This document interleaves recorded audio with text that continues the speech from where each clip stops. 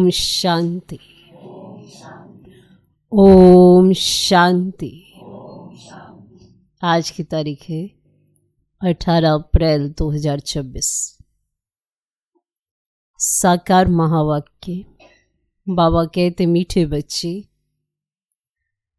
तुम बाप द्वारा सम्मुख पढ़ रहे हो। तुम बाप द्वारा सम्मुख पढ़ रहे हो। तुम्हें सत्युगी बादशाही का लायक बनने के लिए पावन जरूर बनना है। तुम्हें सत्युगी बादशाही का लायक बनने के लिए पावन जरूर बनना है। बाबा कहते, मीठे बच्चे, तुम बाप द्वारा सम्मुख पढ़ रहे हो। तुम्हें सत्युगी बादशाही का लायक बनने के लिए पावन जरूर बनना है। आज का प्रश्न, बाप के किस ऑक्यूपेशन को तुम बच्चे ही जानते हो? बाप के किस ऑक्यूपेशन को तुम बच्चे ही जानते हो? उत्तर, तुम जानते हो कि हमारा बाप बाप भी है, टीचर और सतगुरु भी है। तुम जानते हो कि हमारा बाप बाप भी है, टीचर और सतगुरु भी है। बाप कल्प के संगम युग पर आते हैं। बाप कल्प के संगम युग पर आते हैं, पुरानी दुनिया को नया बनाने। पुरानी दुनिया को नया बनाने, एक आदि सनातन धर्म की स्थापना करने। बाप अभी हम बच्चों को मनुष्य से देवता बनाने के लिए पढ़ा रहे हैं।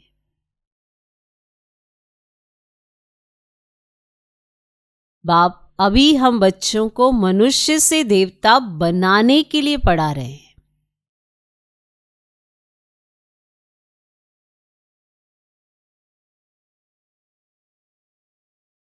ये ऑक्यूपेशन हम बच्चों के सिवाय और कोई नहीं जानता। ये ऑक्यूपेशन हम बच्चों के सिवाय और कोई नहीं जानता।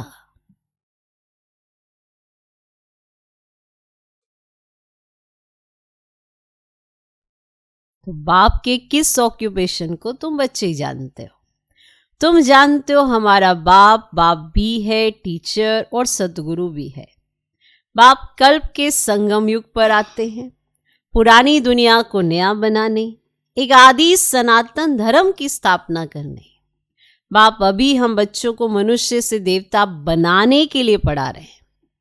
हम यहाँ क्या बनने आए? देवता। तो देवता का अर्थ क्या है? देने वाला। ये भूल जाते। देवता माना देने वाला, ठीक है। पर जब आपको कुछ नहीं मिलता तो हम कैसे रिएक्ट करते? चाहे किसी भी तरह का नाम, मान, शान, एप्रिसिएशन, कोई वैल्यू नहीं करता। कोई कार्य हम जो कर सकते हमें वो कार्य नहीं दिया जाता। तो जब आपको कोई नहीं देता तो हम देवता होते? जब ऐसे ख्यालात आ जाते हैं, हम बनने आए देवता, माना देने वाला। भगवान हमें देगा, वो हम स्वीकार करेंगे, तभी हम बनेंगे।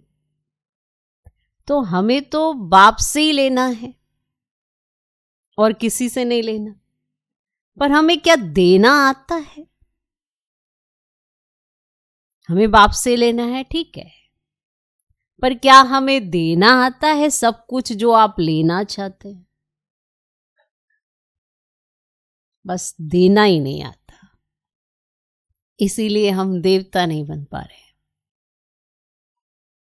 जबकि बनने ही क्या है? मनुष्य से देवता।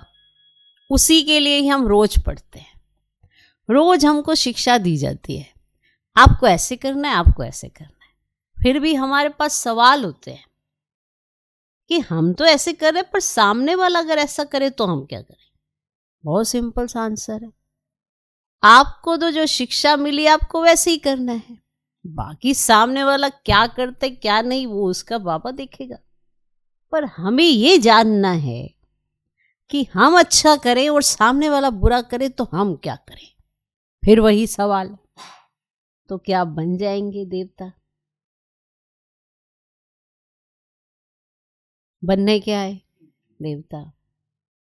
मनुष्य सौदा करता है, जैसा करोगे वैसा देखोगे। आप अगर अच्छा व्यवहार करोगे तो अच्छा पाओगे, ये मनुष्य सौदा करता है। और देवता, बाबा ने सिखाया कि तुम्हें बनना है, तुम्हें मैं जो कहूं वो तुम्हें करना है, क्योंकि तुम मुझे जानते हो, मैं तुम्हें जानता हूं और मैं तुम्हें बताता हूं कि तुम कौन हो। तो बनना क्या है? देवता।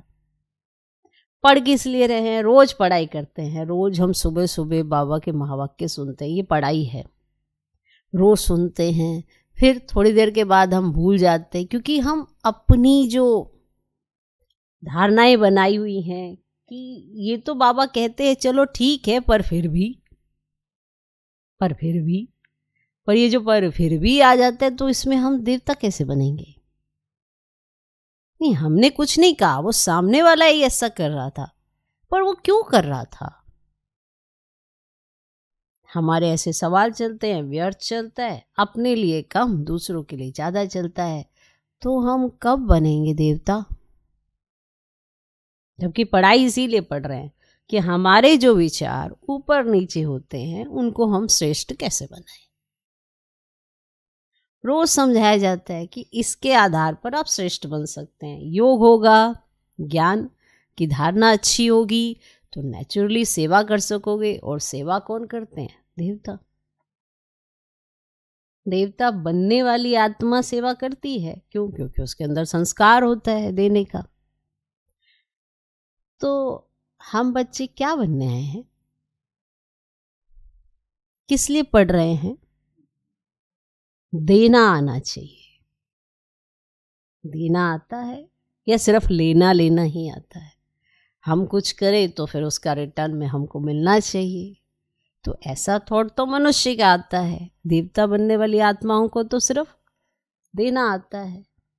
इसीलिए कहा कि बाप अभी हम बच्चों को मनुष्य से देवता बनाने के लिए पढ़ा रहे हैं। आप पढ़ रहे हो, ये पढ़ाई देवता बनने की है, आपको देना आना चाहिए। तो ये ऑक्यूपेशन हम बच्चों के सिवाय और कोई नहीं जानता। आज का गीत है भोलेनाथ से निराला और कोई नहीं। ओम शांति। ओम शांति का अर्थ तो बच्चों को बार बार समझाया है।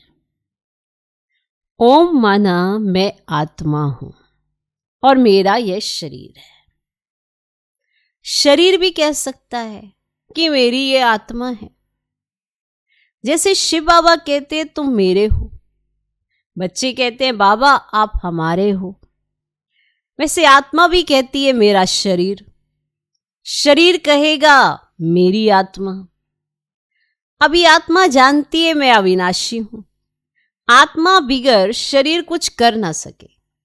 शरीर तो है, कहते हैं मेरी आत्मा को तकलीफ नहीं देना।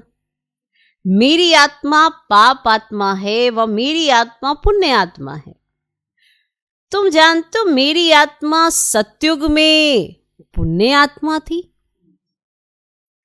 आत्मा खुद भी कहेगी मैं सत्युग में सतो प्रधान अथवा सच्चा सोना थी, अभी तो कहते हैं इम्प्योर हूं। दुनिया वाले ये नहीं जानते, तुमको तो श्रीमत मिलती है। तुम अब जानते हो हमारी आत्मा सतो प्रधान थी, अब तमो प्रधान बनी है।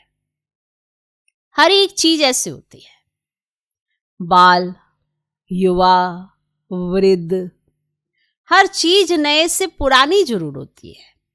दुनिया भी पहले गोल्डन एज सतो प्रधान थी, फिर तमो प्रधान आयरन एज्ड है, तब ही दुखी है। सतो प्रधान माना सुधरी हुई, तमो प्रधान माना बिगड़ी हुई। अब गीत में भी कहते हैं बिगड़ी को बनाने वाले। पुरानी दुनिया बिगड़ी हुई है क्योंकि रावण राज्य है और सभी पतित हैं, और सतयुग में सब पावन थे, उनको न्यू वाइसलेस वर्ल्ड कहा जाता है। तो ये है ओल्ड विशेष वर्ल्ड। अब कलयुग आयरन एज है। तो ये सब बातें कोई स्कूल कॉलेज में नहीं पढ़ाई जाती है, भगवान आकर पढ़ाते हैं और राजयोग सिखाते हैं। गीता में लिखा हुआ है भगवानुवाच श्रीमद् भगवत गीता। अब श्रीमत माना श्रेष्ठ मत। अब श्रेष्ठ ते श्रेष्ठ, ऊंचते ऊंच भगवान है, और उनका नाम एक्यूरेट शिव है। रुद्र जयंती व रुद्र रात्रि कभी नहीं सुना होगा, शिवरात्रि कहते हैं। अब शिव तो निराकार है, अब निराकार की रात्रि व जयंती कैसे मनाई जाए? श्री कृष्ण की जयंती तो ठीक है, अब फलाने का बच्चा है, उनकी तिथि तारीख दिखाते हैं। शिव के लिए तो कोई जानते ही नहीं कि कब पैदा हुआ। अब ये तो जानना चाहिए ना। अब तुमको समझ मिली है कि श्री कृष्ण ने सत्युग आदि में कैसे जन्म लिया। तुम कहेंगे उनको तो 5000 वर्ष हुए। अब वे भी कहते हैं क्राइस्ट से 3000 वर्ष पहले भारत पैराडाइज था। इस्लामियों के आगे चंद्रवंशी और उनके आगे सूर्यवंशी थे। अब शास्त्रों में सत्युग को लाखों वर्ष दे दिए और गीता है मुख्य। गीता से ही देवी देवता धर्म स्थापन हुआ। वह सत्युग त्रेता तक चला, अर्थात गीता शास्त्र से आदि सनातन देवी देवता धर्म की स्थापना परम पिता परमात्मा ने की। और फिर तो आधा कल्प ना कोई शास्त्र हुआ ना कोई धर्म स्थापक हुआ। तो बाप ने आकर ब्राह्मणों को देवता क्षत्रिय बनाया। गोया बाप 3 धर्म स्थापन करते हैं। अब यह है लीप धर्म, इनकी आयु थोड़ी रहती है।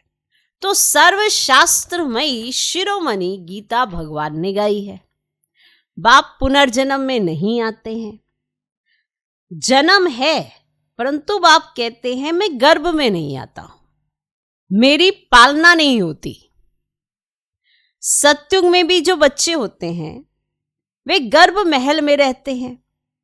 रावण राज्य में गर्भ जेल में आना पड़ता है। पाप जेल में भोगे जाते हैं, गर्भ में अंजाम करते हैं कि हम पाप नहीं करेंगे, परंतु यह है ही पाप आत्माओं की दुनिया। बाहर निकलने से फिर पाप करने लग पड़ते, वहां की वहां ही रही। तो यहां भी बहुत प्रतिज्ञा करते हैं हम पाप नहीं करेंगे, 1-2 पर काम कटारी नहीं चलाएंगे, क्योंकि यह विकार आदि मध्यंत दुख देता है। सत्युग में विष है ही नहीं, तो मनुष्य आदि मध्यंत 21 जन्म दुख भोगते ही नहीं, क्योंकि राम राज्य है। उसकी स्थापना अब बाप फिर से कर रहे हैं। संगम पर ही स्थापना होगी ना। जो भी धर्म स्थापन करने आते हैं उनको कोई भी पाप नहीं करना है। आधा समय है पुण्य आत्मा, फिर आधा समय बाद पाप आत्मा बनते हैं। तुम सत्युग त्रेता में पुण्य आत्मा रहते हो और फिर पाप आत्मा बनते हो। और सतो प्रधान आत्मा जब ऊपर से आती है तो वह सजाएं खा ही नहीं सकते। क्लियर? सतो प्रधान आत्मा ऊपर से आई तो वो सजाएं खा ही नहीं सकते।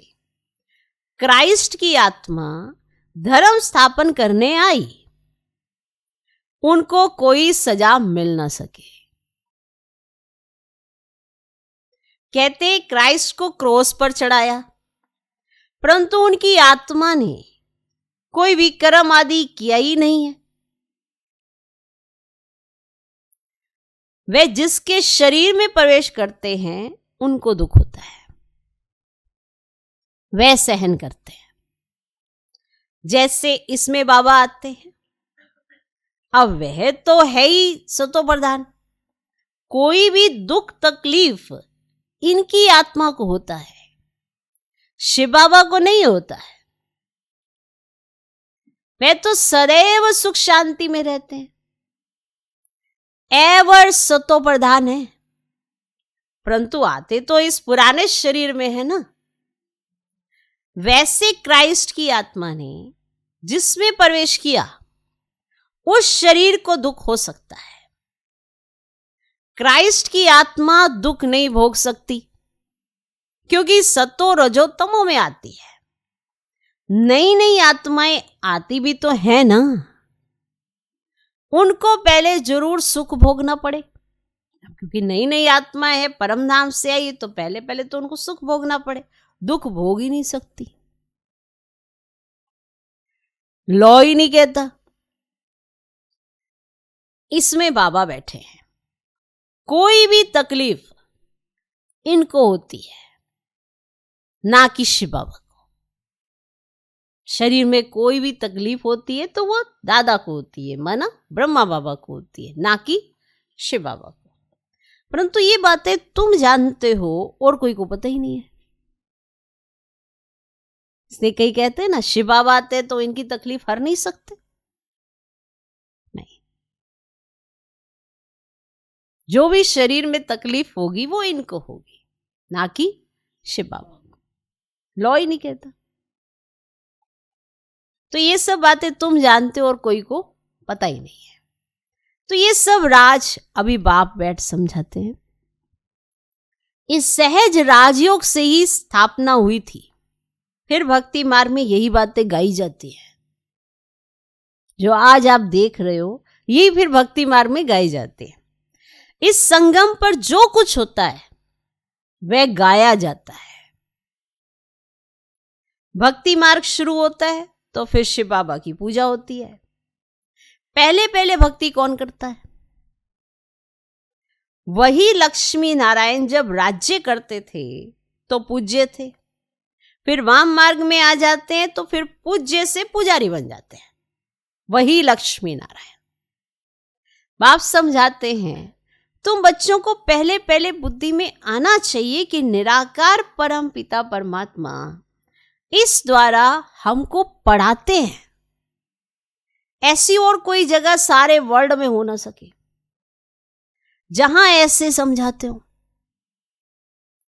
बाप ही आकर भारत को फिर से स्वर्ग का वर्षा देते हैं, और त्रिमूर्ति के नीचे लिखा हुआ है, DT world sovereignty is your god fatherly birth right, नीचे लिखा हुआ। अब शिव बाबा आकर तुम बच्चों को स्वर्ग की बादशाही का वर्षा दे रहे हैं, लायक बना रहे हैं। वो तो स्वर्ग की बादशाही लाए हैं, अब वो पढ़ा रहे हैं। आप पढ़ोगे नहीं पढ़ोगे आपके ऊपर निर्भर करता है।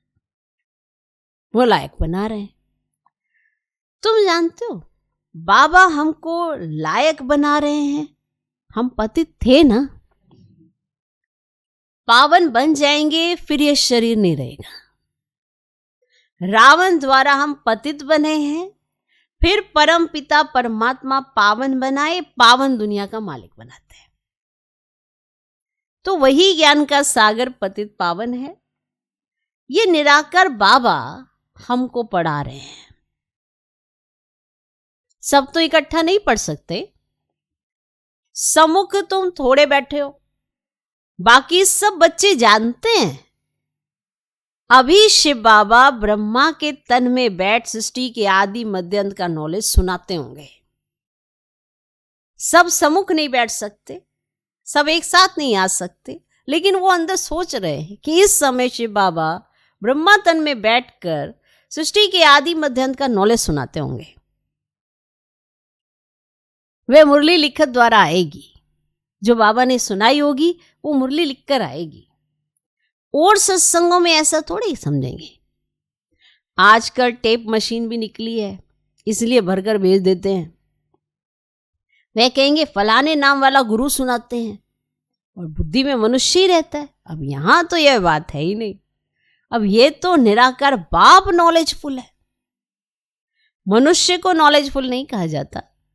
गाते हैं God father is knowledgeful, peaceful, blissful. तो उनसे वर्षा भी चाहिए ना, तो उनका वर्षा भी चाहिए ना। उनमें जो गुण है वे बच्चों को मिलने चाहिए, अभी मिल रहे हैं। गुणों को धारण कर हम ऐसे लक्ष्मी नारायण बन रहे हैं। अब सब तो राजा रानी नहीं बनेंगे, क्योंकि सब पढ़ते नहीं है ना, वैसे समझते भी नहीं है वैसे जैसा वो समझाना चाहते हैं। तो सब नहीं बनेंगे। और गाया जाता है राजा रानी वजीर, और वहां तो वजीर भी नहीं रहता, महाराजा महारानी में पावर रहती है। उनकी बुद्धि इतनी श्रेष्ठ है कि दूसरे की राय की जरूरत ही नहीं, इसीलिए वहां वजीर नहीं रहता है। जब विकारी बनते ना तब वजीर आदि होते हैं। इसलिए क्या कहते हैं, एक से राय लेंगे, फिर दूसरे से राय लेंगे, फिर तीसरे से राय लेंगे, विकारी हो गए। अब यहां पे भी ऐसे ही चलता है। बाप राय देगा, फिर भी एक से लेंगे, इधर से लेंगे, उधर से लेंगे राय। ऐसा भी होता है, निश्चय के ऊपर निर्भर है। तो आगे मिनिस्टर आदि नहीं थे, वहां तो एक राजा रानी का राज्य चलता था। उनको वजीर की क्या दरकार, राय लेने की दरकार नहीं, जबकि खुद मालिक है। तो यह है हिस्ट्री ज्योग्राफी। परंतु पहले पहले तो उठते बैठते ये बुद्धि में आना चाहिए कि हमको बाप पढ़ाते, योग सिखाते हैं। ये याद रहे कि हमको पढ़ा कौन रहा है, हमको सिखा कौन रहा है, तब तो हम लायक बनेंगे।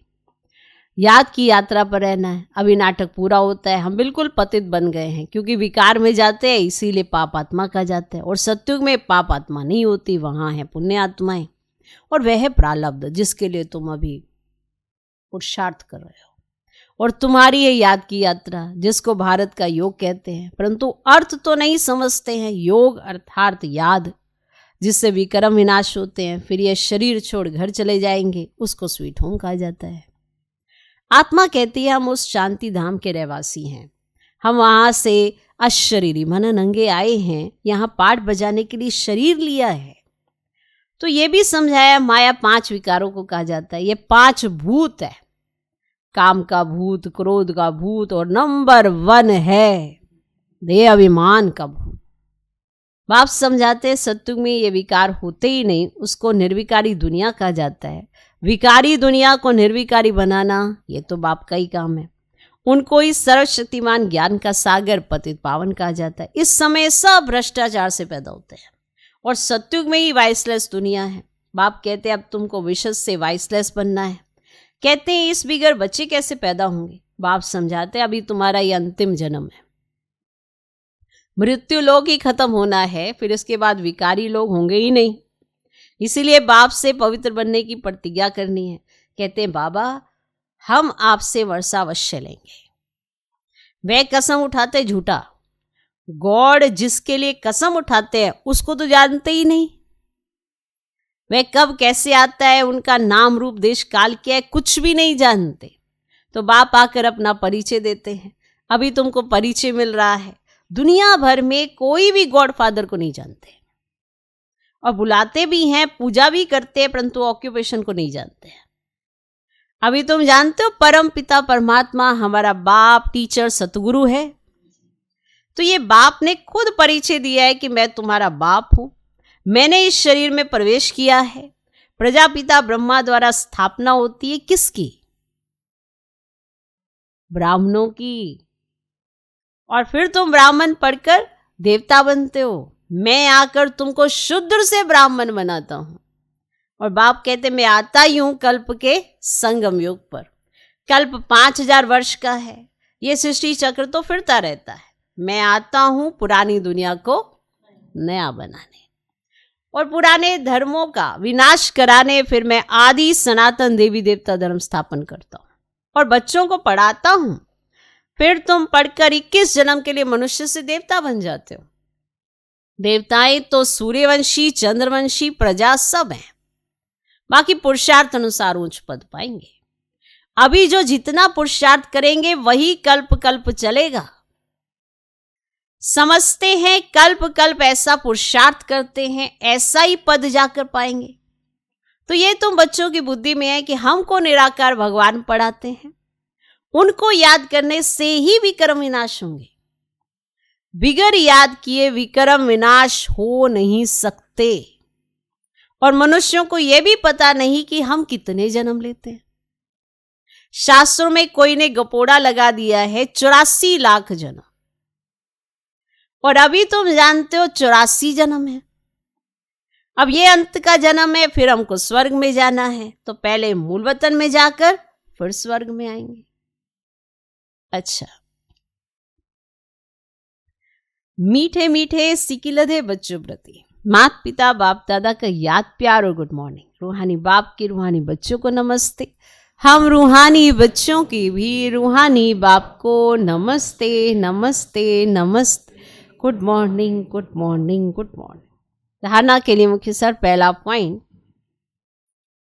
बाप से जो पवित्र बनने की प्रतिज्ञा की है उस पर पक्का रहना है।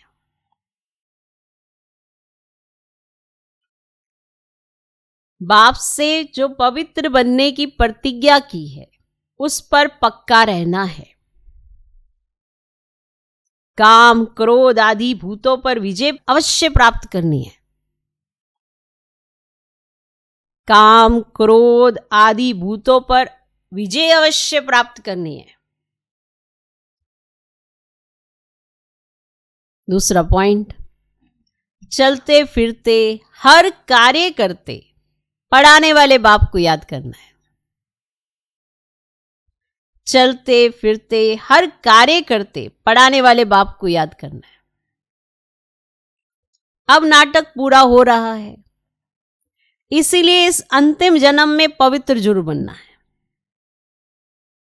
अब नाटक पूरा हो रहा है, इसीलिए इस अंतिम जन्म में पवित्र जरूर बनना है।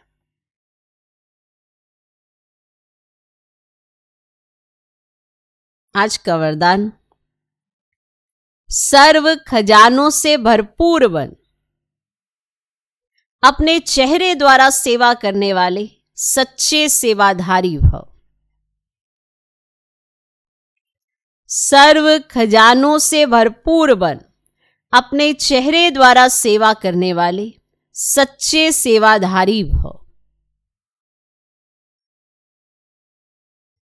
जो बच्चे सर्व खजानों से सदा संपन्न व भरपूर रहते हैं, उनके नैनों व मस्तक द्वारा ईश्वरीय नशा दिखाई देता है। जो बच्चे सर्व खजानों से सदा संपन्न व भरपूर रहते हैं, उनके नैनों व मस्तक द्वारा ईश्वरीय नशा दिखाई देता है। उनका चेहरा ही सेवा करता है। जिसके पास जास्ती अथवा कम जमा होता है तो वह भी उनके चेहरे से दिखाई देता है। किसी के पास ज्यादा है तो वो भी उसके चेहरे से दिखाई देता है, जिसके पास कम है वो भी उसके चेहरे से दिखाई देता है। जैसे कोई ऊंच कुल का होता है तो उनके चेहरे से वह झलक और फलक दिखाई देती है। ऐसे आपकी सूरत हर संकल्प हर कर्म को स्पष्ट करे, तब कहेंगे सच्चे सेवादारी। ऐसे आपकी सूरत हर संकल्प हर कर्म को स्पष्ट करे, तब कहेंगे सच्चे सेवाधारी। आज का स्लोगन, समय और संकल्प के खजाने की बचत कर जमा का खाता बढ़ाओ। समय और संकल्प के खजाने की बचत कर जमा का खाता बढ़ाओ। यह अव्यक्त इशारे। महान बनने के लिए मधुरता और नम्रता का गुण धारण करो।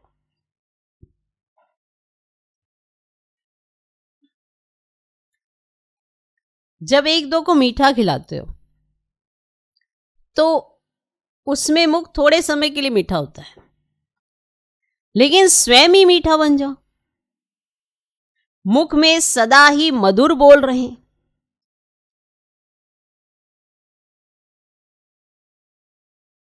जैसे मीठा खाने और खिलाने से खुश होते हो, तो आप खुद ही मीठे हो जाओ। जैसे मीठा खाने और खिलाने से खुश होते हैं, तो ऐसे मधुर बोल स्वयं को भी खुश करते हैं और दूसरे को भी खुश कर देते हैं। इससे सदा सर्व का मुख मीठा करते रहो। सदा मीठी दृष्टि, मीठे बोल, मीठे कर्म हो। मीठी दृष्टि, मीठा बोल, मीठा कर्म हो। ओम शांति।